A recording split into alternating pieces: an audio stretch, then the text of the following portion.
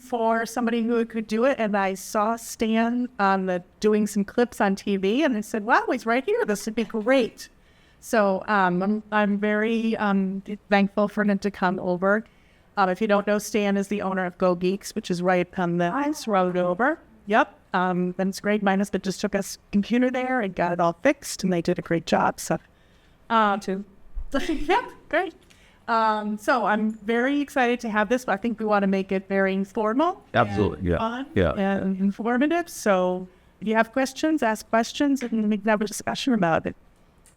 Thank you. Thank you. First of all, let me thank Maura for inviting me to this. And I was delighted when she asked me if I would do it, because it is kind of a topic that I find really fascinating. And I actually don't know as much about it as I know about other things in technology, because it's still emerging, it's still happening. So it's kind of cool, because I'm actually going to be talking about some stuff that's new to me, relatively, as it goes. So I heard that some of you are clients of Go Geeks out there. Thank you for your loyalty, and thanks for those who've watched me on TV. So yeah, we're going to try to keep this as very informal. We're going to chat. I want to allow time at the end so that we can have questions. But if anything's really pressing while you're going, jump in. But I am going to allow time at the end, so it will be there. So I was going to introduce myself, but Maura already did that. But I'll repeat it. Stan Prager. I own Go Geeks across the street over here. I'm here tonight to talk to you about artificial intelligence, also known as AI, which has been in the news with some frequency as of late. This is meant to be, as the title of the presentation underscores, a brief introduction of AI, which realistically is all we can hope to achieve in such a short time frame. AI encompasses a wide arena, and some of the nitty-gritty can be very, very technical. But tonight I want to talk to you about general themes and concepts that everyone can understand and relate to, and not get too geeky with you, despite my tendency to sometimes get too geeky. I also want to keep the presentation relatively short, so there's plenty of time for questions when I wrap up. Wish me luck with this, because my wife, who sits right there in the audience, my lovely wife Sue, would tell you I'm not very good with keeping things brief. So she'll be the first to bring that out. So, all right, our topic: how artificial intelligence, also known as AI, and ML, which is machine learning, can change the world for better or worse. The truth is that AI and its subset, machine learning, has already changed the world in so many ways. And we're at the very dawn of this new technology. Some of the changes will be positive, others not so much. We're going to talk primarily about the ramifications of AI, which is kind of the larger arena of artificial intelligence. We're not going to talk as much about machine learning, but that'll come up here and there. That's a subcomponent, more or less, of it. I want to talk about what's positive about AI as well as what's negative. So you're going to hear both. You're going to hear some really happy, fuzzy, smiley stuff about AI, and you're also going to hear some stuff that could scare the crap out of you. So be prepared. Quick definitions. Like I said, we're going to talk a lot about AI and less about its subset, ML, but artificial intelligence is, in short, the engineering of machines that mimic cognitive functions. Machine learning is machines that actually perform tests without explicit instructions. So they're relying on patterns. So they're computers that are developing a way to understand data and make decisions about things the way humans would. They're not programmed to do this necessarily. They're learning it. Some of that is really positive, we'll talk about, and some of it not so much. So, what comes to mind when you think of AI? Show of hands, how many people here have seen Stanley Kubrick's 2001: A Space Odyssey? Right? Yeah, right? When you hear AI, do you think of HAL? Yep, exactly. For those unfamiliar, most of you have seen it. For those unfamiliar, HAL 9000 is an advanced form of artificial intelligence with kind of a creepy voice, who controls this futuristic spaceship and eventually runs amok. I saw this movie, by the way, when I was a little kid in the theater in 1968, and I remember freaking out over this. And it's still a freaky concept, because here we are, that was 1968, here we are in 2024, and we're on the edge of this actually happening. HAL has both the sentience and the emotional maturity of an 11-year-old boy, so it's not good. So for those of you who do conjure up HAL, spoiler alert, you're not necessarily on the wrong track. All right. On a far less nefarious level, however, instead of HAL, maybe we should be talking about Siri, right? How many people out here have an iPhone? Right, okay, so Siri is our digital assistant, right? So rather than HAL, this is your encounter with artificial intelligence regularly if you have an iPhone. is Siri if you're using it properly, right? So we could say like, hey Siri, what's the speed of light? I don't know. And she's not speaking. Why aren't you speaking? She went to a web page. She did tell me what it is, but she's not saying it out loud. She's being quiet. I don't know why. I can't tell you. Thank you, Siri. Hey Siri, what's the distance to Jupiter? The distance between Earth and Jupiter is approximately 483 million miles. This is from reference.com. Thanks, Siri. Notice she says where she got it from. So the first one, she just gave me the web page. She doesn't really give you in detail, but she finds it for you. So it's a good start for stuff, right? Hey Siri, what's the airspeed of a swallow? The airspeed of a swallow is approximately 11 meters per second, 40 kilometers per hour. This answer is from Wikipedia. For those people who've seen the Holy Grail, Monty Python, they would get the joke. Siri apparently did not. Hey Siri, how many books are in the Library of Congress? The Library of Congress contains more than 162 million items, including books, recordings, maps, and manuscripts. This is from Britannica. And the web page is on here, so if I want to click on it and get more information, I can. Hey Siri, how many books are in the East Longmeadow Library? I found this on the web. So apparently we have 80,000 books here in magazines. I didn't know that, but she found us the website on here, right? So she's not actually speaking it out because, so this is relatively primitive compared to other types of artificial intelligence. For me, as an old guy, born in 1957, this is not primitive.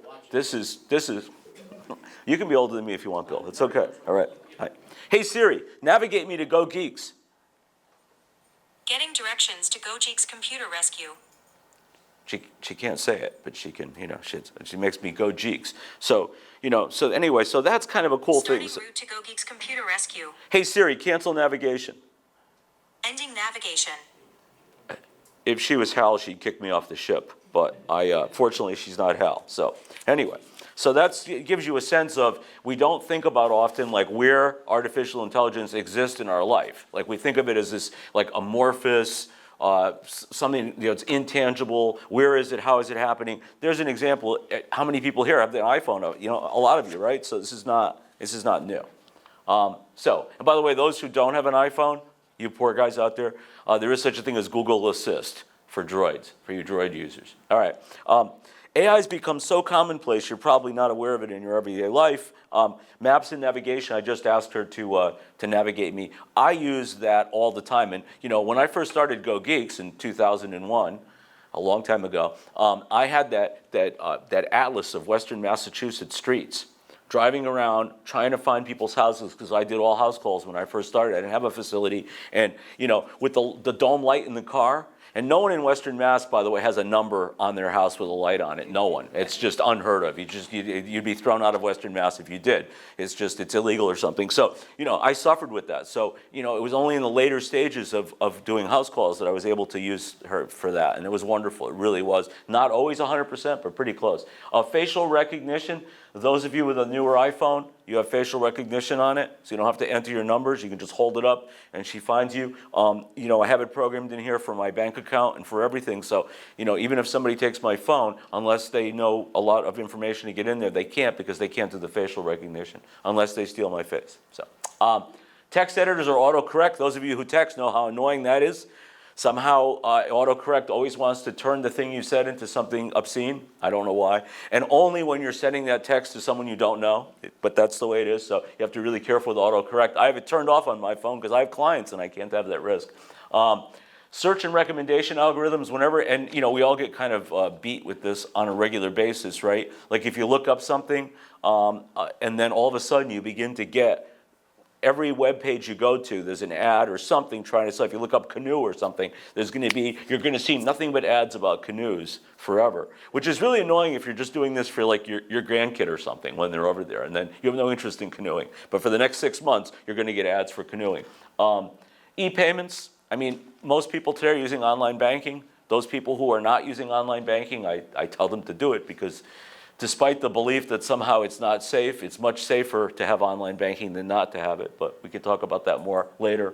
Social media algorithms, that's the most dangerous thing probably in America today, because basically it'll feed your narrative. Whatever it thinks you want to get news on, it'll feed you that news, it'll reinforce that, so it'll become an echo chamber, and you won't really be aware of it. You're just getting feedback over and over again to support your political view or your religion or whatever it is, and you're not even, it's just so, it's so vague and it's so quiet the way it happens in the background. Digital assistants, we talked about Siri or Eddie, and then there are chat bots, and chat bots are actually really fascinating. So, speaking of chat bots, meet Chat GPT. You can download it on your phone or on your computer. Has anyone here used Chat GPT? You have? Yeah, okay. It's pretty cool. We'll talk more about it. It's scary, but it's very, very cool. It's free. You can download it to your phone. Those of you with iPhones, you're all set. Those of you who don't have a smartphone, forget it. You can't do it. You can do it on your computer. There's also a pro version that's $20, which gives you some more features and allows you to use it a little bit more. Most people probably don't need that. I bit the bullet and spent the $20 because I've been using it a lot lately. So, but How do you use it? huh? You're How do gonna you you're use gonna it? learn that. Oh, sorry. That's coming next. That's okay. I don't mind. No. I'm gonna show you. Thank you. When you leave here, you're gonna be an expert in how to use.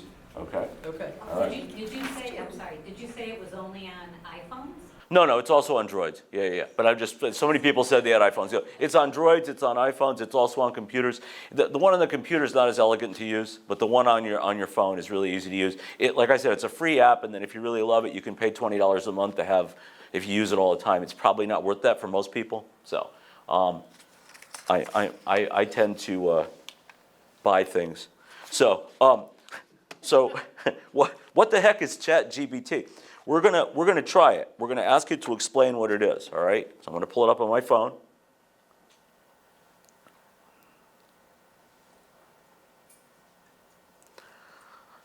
Hey, could you explain what ChatGPT is?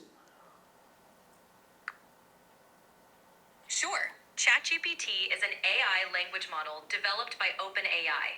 It's designed to understand and generate human-like text based on the input it receives. Think of it as a very advanced chatbot that can help answer questions, have conversations, and provide information on a wide range of topics, all by predicting what text comes next based on the patterns it's learned from vast amounts of text data. Thanks. You're welcome. If you have any more questions or need further clarification, just let me know. So this answer that she gave me is slightly different from the answer up there on the screen. The one on the screen is when they answer it, you can capture that text on there. You can't save the voice recording yet. That'll be later version, but you can capture the text. You don't have to use the voice assistant. Originally, I just text things in or voice text it in, and I would get a text response, but I like the voice assistant. It's kind of cool. And when she's done, it's actually, you have a copy of the text. So I copied and pasted it into here for you. But if you went line by line, you'd see that it varied to some degree. And the reason for that is that it's ever evolving and refining, which is both encouraging and unsettling, I think. The voice, there's a number of voices to choose from, by the way, including a very refined British young lady. But I picked Maple because she sounds so chipper. And I thought, if I'm going to use this, I might as well get chipper out of it. Okay. I may get annoyed with her after a while and go to someone else, but don't tell her. She'll be jealous. So you want to experiment with ChatGPT and ask ChatGPT some questions and see how quick and detailed the answers are. So I'm going to ask her some of the same questions that I asked Siri, just so we can compare them and contrast and see how this is so much more advanced. Hey, what is the speed of light?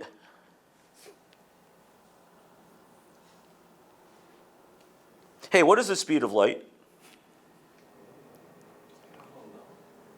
Uh-oh. She broke. Let's try again.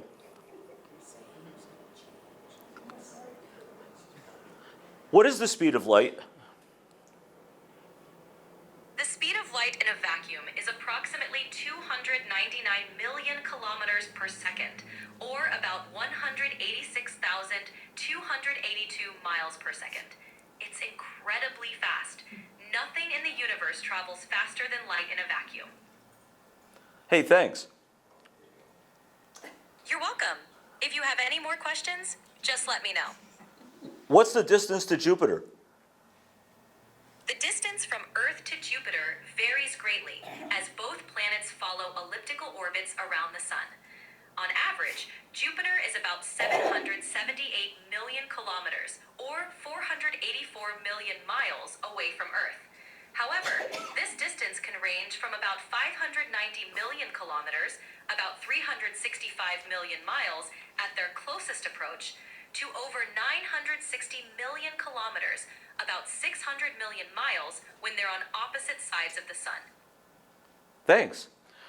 So this kind of blew me away, because you're not just getting like the answer that you get from Siri, or you're not just getting a reference to a web page. You're getting a lot of in-depth information here, and you're getting it really, really fast, which is kind of scary. But also, it could be useful, right? If you're in a situation where you really need that information, it's nice that she can give it to you that way. Hey, what is the airspeed of a swallow?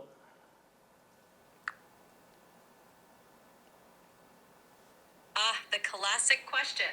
If we're talking about the airspeed velocity of an unladen European swallow, it's estimated to be around 11 meters per second, or roughly 24 miles per hour.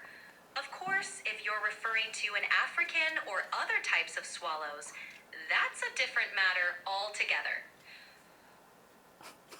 Thanks. She's chipper. Jupiter is the fifth planet from the Sun, and She thought you said Jupiter, so she was. You notice that she got the joke. So that's for those who have seen the Monty Python's Holy Grail. King Arthur is constantly asked like the speed of a swallow, and he wins a particular battle because he asks an African or a European swallow. So, for those who haven't seen it, I highly recommend it. How many books are in the Library of Congress? the Library of Congress is the largest library in the world, with over 170 million items in its collections, including more than 39 million books and other print materials. This number is continually growing as new items are added to its vast archives. Thanks. You're welcome. If you have any more questions or need further clarification, just let me know. How many books are there in the East Longmeadow Library in East Longmeadow, Massachusetts? I don't have a specific number of books in the East Longmeadow Library in East Longmeadow, Massachusetts. For accurate information, it would be best to contact the library directly or check their website. They can provide the most up-to-date details on their collection size. So in other words, we should ask Maura if we want to find out. So what's interesting, you guys can't all see the screen, but you guys can't all see the screen, but on here are the text responses from all the questions that I asked her. And you can copy and paste these, email them to yourself, message them to yourself, whatever you want. You can screenshot it. So it's really very powerful. And I mean, this is one of the concerns that people have as far as kids cheating at school and what have you. And we'll talk a little bit more about that later. But I'm impressed by this. And this is very, very early technology. ChatGPT is still very, very new, still in a very developmental stage. So that was fun, though, wasn't it? Yes? I don't use any of those things that you ask questions because I have a problem with them understanding what I'm saying. Okay. So I have to say something numerous times and they usually give me the wrong answer. Yeah. So I find it very much easier to type it in Yeah. and get that answer. Is that program easier to understand people's dialects or Do you have, so what kind of phone do you currently I have? have an iPhone. You have is it a newer iPhone or an old iPhone? I have 14. Okay, yeah. So you may need to experiment with the phone as far as the distance away from your mouth that you're speaking with it, because it should work, or there's something wrong with your particular phone. Because it should, after you've used it for a while, it should accustom itself to your voice and work. If it doesn't, I would look into that a little bit further, because it should work. If it doesn't work with Siri, I can't imagine it's going to work better with this, but try it, who knows? But it would be annoying to me if I had to type everything in, because I like I to. find that easier because Yeah. I find it more frustrating that I have to keep on repeating Right, myself well, that's to the a key. phone. But you shouldn't have to. So you shouldn't have to. So that's cruel. You shouldn't have to. So there should be a solution for that. So what you could do also, if you have a friend who has an iPhone, just try ask the same questions on that. You'll know right away. All right. It may not be accustomed to your voice, but it should respond to it. All right. All right. Where are we? Okay. But what really is AI? Can AI explain AI to us? And can we believe what it tells us? Why don't we start by asking ChatGPT, right? Let's ask Maple. Let's hear what she has to say, all right? Can you explain AI to an everyday audience? Of course, artificial intelligence, or AI, is like giving computers the ability to learn and make decisions, similar to how humans do. Imagine teaching a computer to recognize your voice, understand what you're saying, and respond appropriately. AI is used in various applications, like virtual assistants, recommendation systems, and even self-driving cars to make our lives easier and more efficient. It's all about creating smart machines that can think and learn. That's the appropriate slide. Notice again, I mean, you're not reading it through, but if you looked at it, what she just said doesn't match what was on the screen. But that's the answer she gave me the first time. I've asked her 4 times since. Each time it's a little bit different. And again, part of that is I think that they use this information and build on it the way you would. Not to get into philosophy or theology here, but there was a famous theologian called Teilhard de Chardin, who was also an anthropologist and a philosopher. And he talked about how if you let yourself evolve as a person, every single day that you wake up, you'll be a completely different person than you were yesterday. Because today should be the sum of all your experiences. So you should have learned something from what happened. Even if something minor, you should have learned something from that. So when I think of AI, if it's effective, I think of it as the same kind of thing. That every time somebody asks this question, it's evolving and giving a better answer. All right. So we got that one. All right. Now, let's ask her to explain this for computer scientists. Try not to fall asleep during this answer.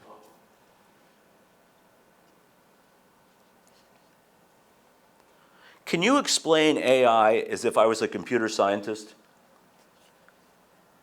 Certainly. For a computer scientist, AI involves the development of algorithms and models that enable machines to perform tasks that typically require human intelligence. This includes areas such as machine learning, where systems improve through experience, neural networks, which are inspired by the human brain structure, and natural language processing, which deals with the interaction between computers and human languages. AI is a broad field, encompassing various techniques and approaches to create intelligent behavior in machines. That's a mouthful, huh? But see, if you were writing a paper on this, or you needed to do a presentation to a group of people and you wanted to seem really smart, I wouldn't tell you I got that from ChatGPT. I would just, and you think, wow, that guy's brilliant, but I'm not. But it's a great trick. So if you ever want to pull this off, keep this in mind. You can really, really amuse your family and friends. This could be a great Thanksgiving thing. You could just give them information like the history of turkeys in North America or something. They'll be like, oh my God, she's brilliant. Okay.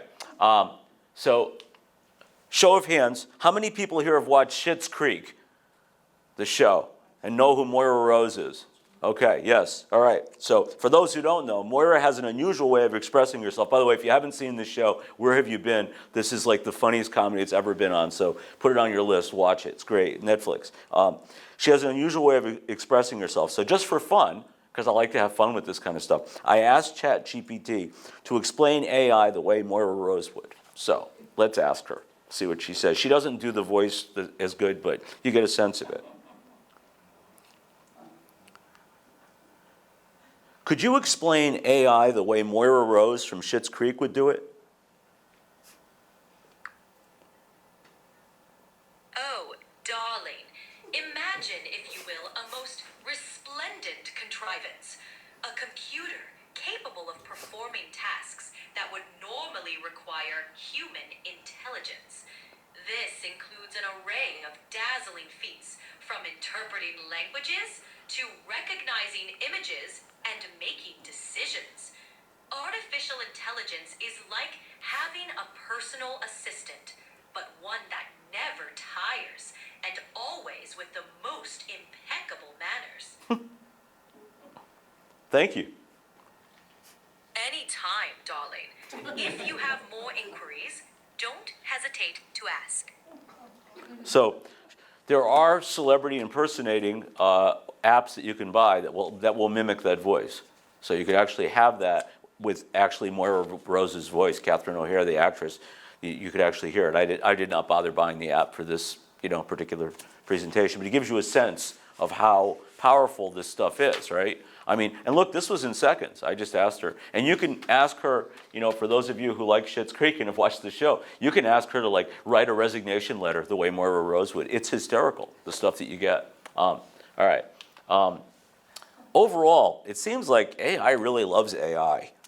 I mean, did you get that sense? Like when we asked her, she really seems to love AI. I mean, and she's a robot, so yeah, of course. But can we trust that? That's the question. So if you ask AI about AI seems to think it's just the cat's pajamas. If anyone uses that term anymore, or is that just old people? All right. The truth is, there's lots of benefits to AI and plenty of real dangers. First, let's look at the benefits of AI. And there are a lot of benefits. So reducing human error, that's pretty important, especially if you're in an industry where human error can cost people's lives or health, or put the wrong item, the wrong pill in a bottle, that kind of thing. That's great. Minimizing cost, everybody in business wants to minimize cost. I own my own business. I don't really have a way of, it's a small business, so I can't really utilize AI for it, but that's it. Automating repetitive tasks. You think about, in the 1940s when people had a job and they would just be pressing that same lever over and over again. They automated that stuff in the past, but what they couldn't automate is if it was doing it wrong. With artificial intelligence, it'll stop it. If the machine's malfunctioning, if something's going off, if it needs to be serviced. Enabling quicker decision making, which can come in handy, in a situation like you are trying to disable a bomb and you're in law enforcement, and using artificial intelligence, you can speed up that process and maybe save some people's lives. It's available 24/7. You don't have to wake anybody up in the middle of the night to help you with this. Risk mitigation, improving process workflows. I mean, you could go on and on with this. This is just kind of a summary, but it gives you some sense of what it is. For me, the real benefits I see in the short and the long term is in healthcare, with advancing medical training and medical technology. And I could anticipate people living longer and their quality of life improving with the result of this, because we live in a time in America when for those people who aren't killed in a car accident or, die of COVID or overdose on fentanyl or something of that nature, kind of these, beyond that, we live in a time where people are living longer than they ever lived before. I go geeks. 30% of my clients are over 80. I've got a huge segment of people who are in their 90s and late. I sold 2 computers last year to somebody who they were each 97 years old, and they were sharper than I am. So, and when I was a kid, like I said, I was born in 1957. When I was a kid, if somebody was 70, that was pretty old. That was pretty old, And I mean, I remember when Sue's uncle died. In the 80s, early 80s, he was 75, and I remember we were kids, of course, so you don't think about these things, but I remember thinking, wow, 75, that guy was really old. And today, somebody dies at 75, you're like, wow, that's terrible. What a short life they're, you know what I mean? So, this is like the perfect storm where you've got the medical technology now to go forward, but individual researchers can only go so far. Using AI, they can go a lot further. One of the things we're seeing with this already is these drugs that are designed to fight very specific types of cancers that didn't exist even a few years ago. So you have people who normally would have died of lung cancer or something like that, who are living 5-10 years longer with it in something that was terminal because of these advanced drugs. So I don't want to minimize how important this can be. With all the scary stuff we're going to talk about, I think this is really important to emphasize that this is one of the real positives here.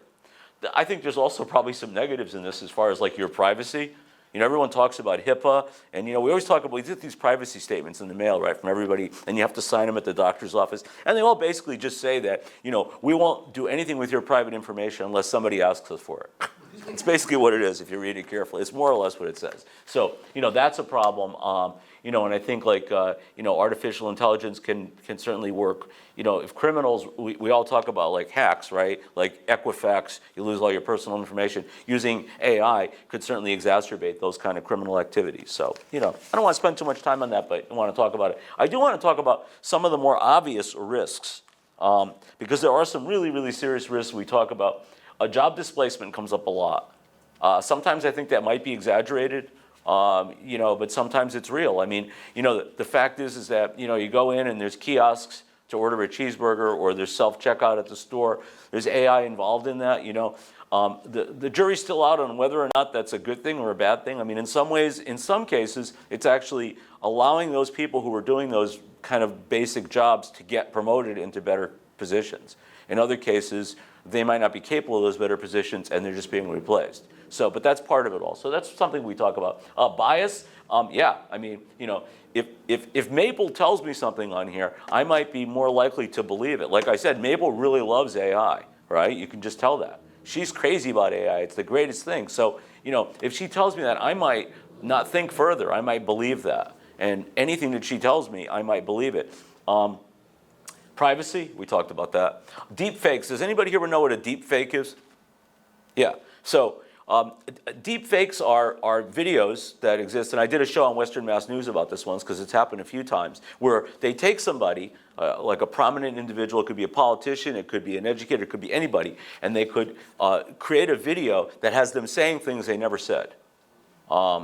I go to the Civil War Institute every summer for a week of Civil War immersion because I'm a Civil War nerd. And they opened it this year with they had a deep fake of Lincoln, and he was speaking, and it looked just like as if, and we all know Abraham Lincoln's been dead since 1865, and this technology didn't exist. But if you didn't know that, if it was somebody else, if it was somebody who still walked the earth, you would think it was very realistic. This has been really, really damaging. This has been used in a lot of negative political ways to get people, put words in people's mouth they never said, et cetera. So that's it. Persuasive AI is just, and we're not going to spend too much time on this, but persuasive AI basically is that AI is persuading you of a particular point of view. It kind of fits in with bias, It's telling you that you should feel a particular way, or it's feeding you information to have you adopt that position.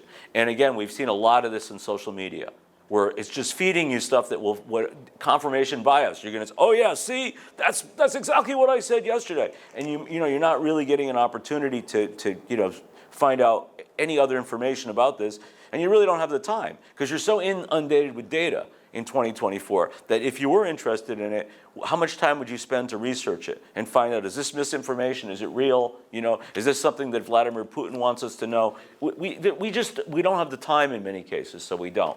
Weaponization, AI is developing weapons all the time. And the question is, can those weapons be used against us by AI? That's another question. Power seeking, ethics, these are all aspects of it. And again, I don't want to spend too much time on it. But this doesn't even talk about the worst thing that we could think about with this. What if AI is just wrong? There is actually a term for that called AI hallucinations. And AI hallucination is when the AI believes and constructs a model that is wrong.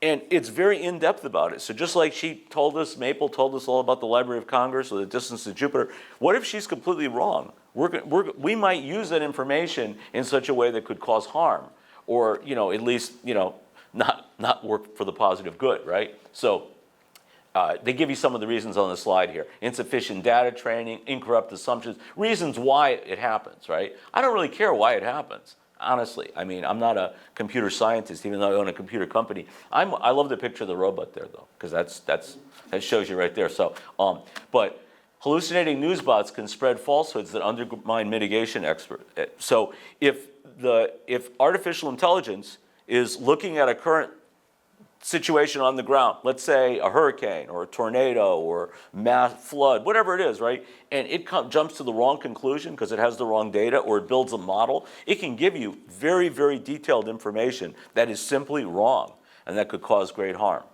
On the medical end of this, unnecessary medical intervention. So let's say an AI model might incorrectly identify a benign skin lesion as malignant, or what would be worse, a malignant lesion that is, it would identify it as normal, as benign, and then the person could die. So, and the question is, how much checking is there on this? So I have not asked her this, but I want to ask her about this just for fun.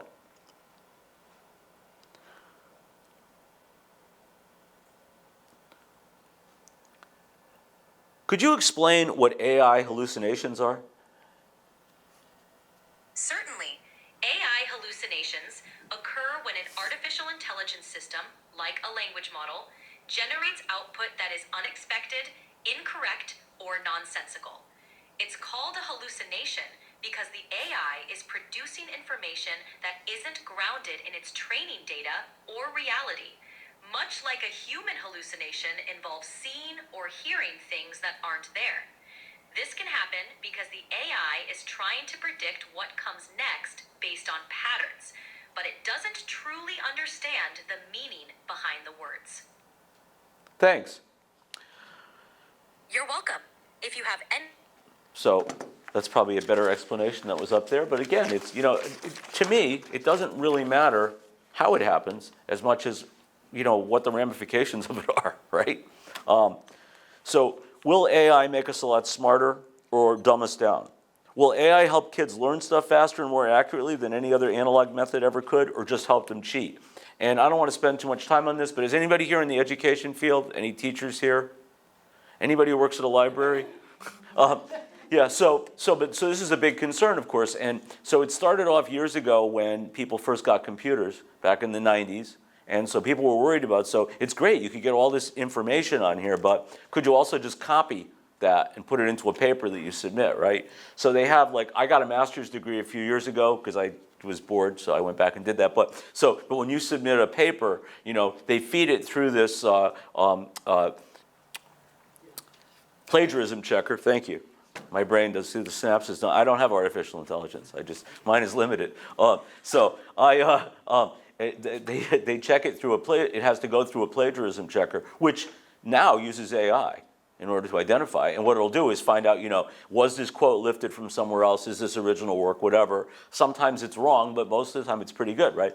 That's fine. But how could you possibly keep up with Maple, right? So you're a kid and, you really want to go play video games, right? And so you're going to go ask Maple what the answer to this is. You're going to write up this paper and you're going to just copy and paste it, right? How are you going to check it? So that's part of the problem. But on the flip side of it, if it's used in a benign fashion, it's very positive because it means that in used the right way, kids can learn a lot faster and get a lot more information, just like we did today. I learned a lot more about Jupiter than I ever knew because Siri just told me the distance of what it normally is, whereas Maple told me how it varies.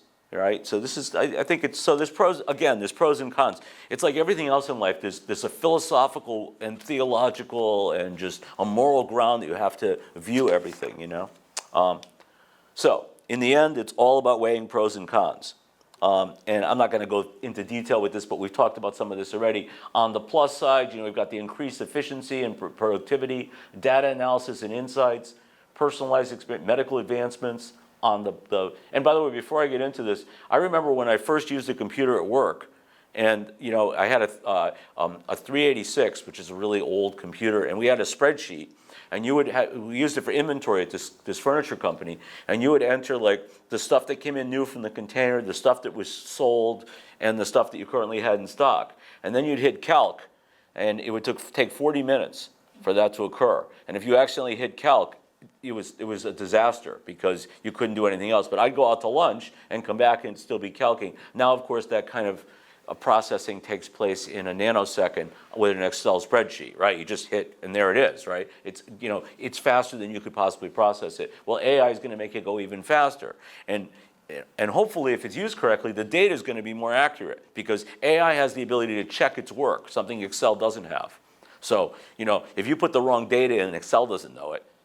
You said that you're paying, $460 a month for a car loan, but maybe you're paying $660 a month. It doesn't know that. You go to do your budget, you can't realize why you're $200 off. So AI is going to say, hey, dummy, I know what car you have, I know what the loan is, I know what the amortization is on it, you're wrong. So that's a plus, right? You also might want to wonder, like, who's Maple gonna tell? But, bias we talked about for the cons, privacy, lack of transparency. There's so many things. It's just, again, I just want to touch, kind of the edge of this. But AI is already here.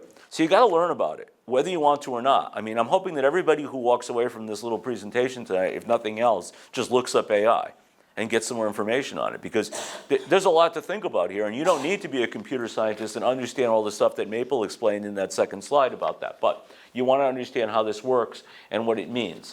Even if you're unaware of it, it's already here. We talked about Siri. It's a lot of other places too. I don't know if anybody has a Roomba. That silly little robot, that vacuum cleaner, right? I mean, I know a lot of people who have that. It's ironic because in America, that's like the most advanced robot we have. In Japan, they have robots that take care of elderly people in their homes, that have fire detectors built into them and give them their medication at necessary times. If you go to the movie theater, they have a robot that checks you in, and it's an actual humanoid type robot that takes your money. Part of the problem in Japan, of course, is they have a declining population and they do not welcome immigration. So there's really nobody to do these jobs. So but in fairness to them, they had to move faster with this than we have here. But it is kind of silly. The only thing we really have is the robot. We do have other things. We have the smart TV. We have the smart refrigerator, which I always thought was really stupid, unless you have a disabled, very elderly relative, and you want to know if they need milk or eggs or something like that. So it could be handy. The one I never understand though is the smart microwave. Because I'm still on the other side of the room. Like they show the commercial, she's holding the baby. She still have to go put the food in and take it out, right? So, I mean, maybe you can tell it to like turn it up or something, but it's kind of limited, right?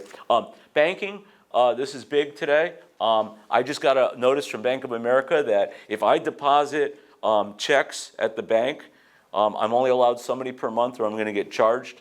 But if I use my phone to deposit them, it's free.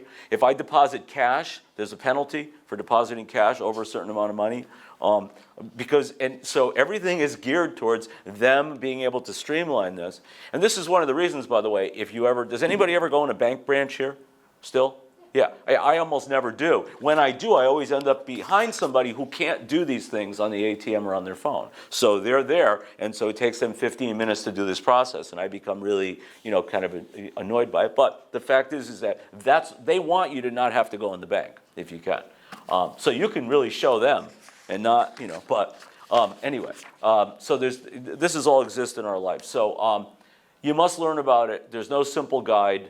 I love this. I put this slide up because I just thought this was so ridiculous. Like I wanted to find the person who made this. A simple guide to artificial intelligence. Even the diagram isn't simple. So I don't know what they were thinking, but whatever. One place you guys should start when you get home is, or having coffee or whatever, start with Google. I just did a screen cap. This is, if I typed in what is AI in Google, in any browser, this is what you get. So it's kind of like, one of the things we learned when getting a master's degree is you never use Wikipedia as a source, but when you're going to do research, always start with Wikipedia, because at the very bottom of Wikipedia, there's all these footnotes, and you'll send you to all these sources. It might not be comprehensive, but it's a really good place to start. And so we make fun of Wikipedia. It's put together by average people, whatever, but the fact is a good place to start. Google's a good place to start here. And there's links that are in there so you can find out more. And again, there's probably nobody here, maybe I'm wrong, I don't want to misjudge you, but there's probably nobody here who wants to understand AI like a computer scientist. But you may want to understand how AI is affecting your life and what things you might need to be concerned about for the future. So that's what I recommend. While you're learning, you can worry. Don't you love that slide? I love that slide. So I got such a kick making this presentation because I love the slides. So you can worry. And perhaps you should worry a lot. So I'm going to actually pause and read this slide because this is important. In the summer of 2022, a software engineer named Blake Lemoine was fired by Google after an interview with the Washington Post in which he claimed that Lambda, language model for dialogue applications, the chatbot he'd been working on, had achieved sentience, like HAL. A few months later, in March 2023, an open letter from the Future of Life Institute, signed by hundreds of technology leaders, including Steve Wozniak and Elon Musk, called on AI labs to pause their research. Artificial intelligence, it claimed, posed profound risks to society and humanity. The following month, Geoffrey Hinton, the godfather of AI, How do you become the godfather of AI? I love that. Quit his post at Google saying he regretted his life's work. It's hard to see how you can prevent the bad actors from using it for bad things, he warned. So this is sobering, and all the fun that we might have with this, right? Lambda made me think of the film Ex Machina. Has anyone seen that? Great movie. It's relatively recent. Highly recommend it. It's either Netflix or Amazon Prime, one of these, but you got to see it. It's great. But anyway, it features an android named Ava. There's Ava, who makes HAL 9000 look like a Boy Scout or Robot Scout, whatever. Pretty scary. So I asked Maple what she thought about Lambda, whether it was sentient or not. Let's see what she'll tell me today. Was Lambda sentient? Got it. I'm a conversational AI, here to assist with questions. No, wrong answer. Okay. Was the chatbot Lambda sentient? No, the chatbot Lambda is not sentient. Lambda, which stands for Language Model for Dialogue Applications, is a conversational AI developed by Google. It's designed to engage in open-ended conversations and generate responses based on patterns and data. While Lambda can produce text that seems human-like, it doesn't have consciousness, emotions, or self-awareness. It operates purely based on the algorithms and data it's been trained on. Thanks. You're welcome. She seemed a little defensive to me. That was my take. Like, no, she couldn't be. So thanks, Maple. So maybe Hal or Ava is no longer sci-fi, right? The idea of AI like HAL or Ava. Never mind. Thank you. We're done. This slide here just has all about me. So if you're really bored and want to read that, you can. It does, again, mention that I own Go Geeks as well as the other crazy stuff I do, like collect books and do a little free library and, do Civil War stuff. But if you ever want to stop by Go Geeks, we're directly across from Walgreens, next to Stephen Allen Jewelers. You're welcome to stop in and meet the team and chat and whatever. And, we sell computers, we repair computers, we manufacture computers, but you can just stop by and say hi. You're always welcome. And then there are in the back table on your way out, there's some flyers and cards if you're interested. You're not mandatory. It's just there in case. People always ask me, well, do you have any information about your business? And I'm like, okay, so there it is. But what I want to do is, instead of talking about me or Go Geeks, is find out if you guys have any questions. Yes, Chuck? What's your take on ChatGPT versus Gemini? Well, so far, I've spent a lot more time with ChatGPT, but I think that Gemini is an up-and-comer. It's doing very, very well. There's actually lots of them, like Lambda, for instance. And they all, some of them are more specialized than others. Some of them focus more. I kind of installed ChatGPT largely because it was like I just use the Gemini app on my phone. Yeah, and it's a good one. I mean, there's what's interesting about it, I think more than anything else, is that there's several of them now that are very well known, and I expect there'll be probably hundreds, and they're probably not going to be free, or they'll be very free. Like ChatGPT is free until you use up so many. You get so much time for like using the voice, and then after that you have to pay for it. So I paid, but you don't have to. I think, like any other app on your phone, there'll be a lot of like great free ones, but then it's going to bug the crap out of you to buy it after a while. Any other questions? Yes. How do you know if something's a deep fake? Well, you have to research it. There is no way to know. So if you are a videographer in a computer science lab, you can evaluate it and you'll find out. You'll be able to identify it. But the average person has no way of knowing. Like I've seen them of contemporary politicians saying things, and you would never know. It looks exactly like that person with their voice, their mannerisms, everything. So it's something that can be really scary. You have to check it. And again, that's one of the big problems is we don't generally have the time to verify information that we get. One of the issues, a lot of things have happened. People have talked about whatever happened to like the free flow of news and information. Well, part of it that happened is that local newspapers all went out of business because nobody could afford to buy them anymore, right? And then large newspapers ended up having to charge a paywall in order to access them, right? So this is one of the problems for young people today. So you can't, like it used to be, you could go buy a newspaper right, for $1 or whatever it is. And it's hard today, almost nobody has newspapers, right? But if you want to read something, if I send somebody an article, you know, New York Times, Wall Street Journal, Washington Post, whatever it is, if they don't have an account, they're going to get a paywall. They're going to have to click on it, and it's going to, you know, pay. You can't just buy that one article, so you can't read it. You know, I send things to my wife all the time. She can't read because she's not a subscriber unless I install the app on her phone. So this is a real problem as far as getting correct information. So a lot of people today are getting their information through social media, through YouTube, through TikTok, right? And so all this information is suspect. And you know, as I pointed out before, the algorithms are feeding you confirmation bias information. They're feeding you what they believe that you already believe in, and this just reinforces it. So I would tell everyone to check everything you get, but again, who has the time? That's the problem. Any other questions? Yes? About chat GPT, I think one of the places that it's used a lot is improving writing. Like I think, you know, I see my kids and they'll write an essay and then they'll go through chat GPT, there's a better way to say that. Or, you know, and I think that's a really good way to use it if you're just looking for what's a better way to say this, or what's a better way to write this, or. Yes, no, I agree, and you know, but that's the pro side of it, and then of course the flip side, the con is maybe just have it write it for me, or you're submitting it, right? Of course not, but that's the problem. You know what I mean? Like I ran an ad recently to add a part-time employee, and I received some cover letters that I know were generated by ChatGPT.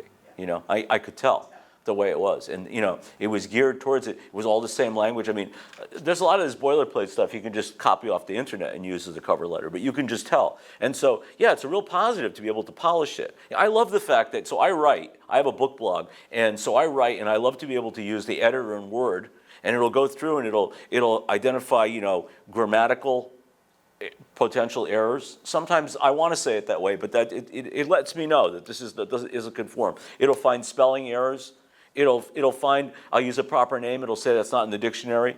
It'll also, there's a level that's for resume. It'll check, it'll tell you the editor, and so this is all AI. The editor will tell you, you know, that in a resume you should use this, and then they have a thing called inclusion.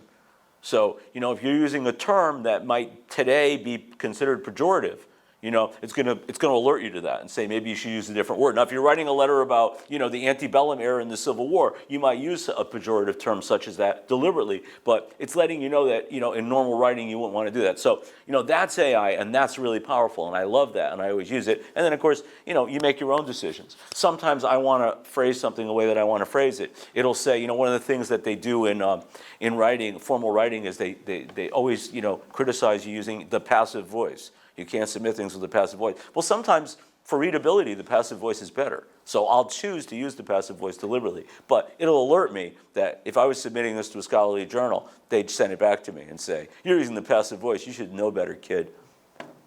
Other questions? Yes? The people that sent the cover letters that were AI or whatever, did they get a better chance or less chance for the job? It made me laugh. It made me laugh. I didn't hold it against them because I don't think it's really that important. When we hire, so it's interesting, when we hire for Go Geeks, we don't really look for a lot of technical skill. We look for kids who are gamers, who have like upgraded their own computers for gaming purposes because they have a real passion for computers. And anything that they really need to learn beyond that, we can teach them. You know, years of study in computer science is not a good client for us, not a good employee for us. Also, for those of you who are my clients who've been in the shop before, you know that customer service is really big with my group. And the reason for that is that we don't typically hire from your normal IT pool. Because somehow, when you go into IT, many of them, you have to have your empathy stripped away from you in order to get a degree in computer science. Like you can't, you know, like they have no, and I'm just kidding, of course, but in many cases, a lot of IT people don't know how to relate with your average person.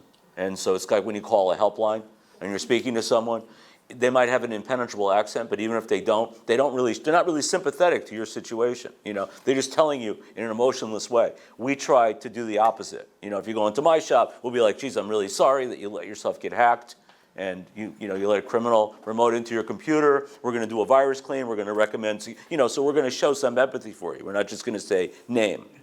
So, anyone else? I welcome other questions if anyone does have any. No? I'm surprised you don't have a question, Bill. He's got questions. Comments? Questions, comments?